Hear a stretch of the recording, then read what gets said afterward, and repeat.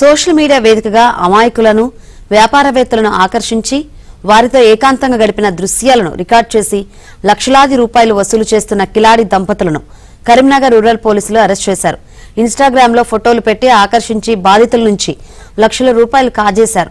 ఓ బాధితుడి ఫిర్యాదుతో వలుపువాల విసిరిన దంపతుల భాగోతం వెలుగులోకి వచ్చింది.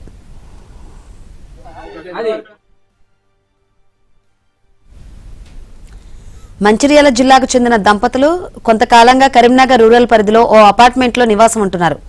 భార్య తన ఇన్‌స్టాగ్రామ్ ఖాతాలో ఆకర్షణీయమైన ఫోటోలు పెడుతూ యువకులను వ్యాపారస్తులను ప్రలోభపెట్టేదని, ఆమెను సంప్రదించిన వారితో డబ్బులు మాట్లాడుకుని తన నివాసానికి పిలిపించుకునేదని పోలీసులు తెలిపారు.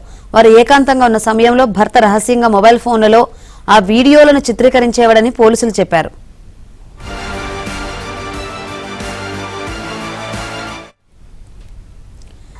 ఈ వీడియోలను చూపిస్తూ బాధితులను భయపెట్టి సదరు దంపతులు భారీగా డబ్బులు వసూలు చేసినట్లు పోలీసులు గుర్తించారు.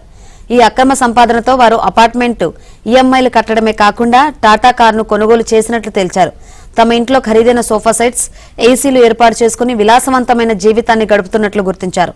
ఇప్పటివరకు సుమారు 100 మందిని వీరు ట్రాప్ చేసినట్లు సమాచారం.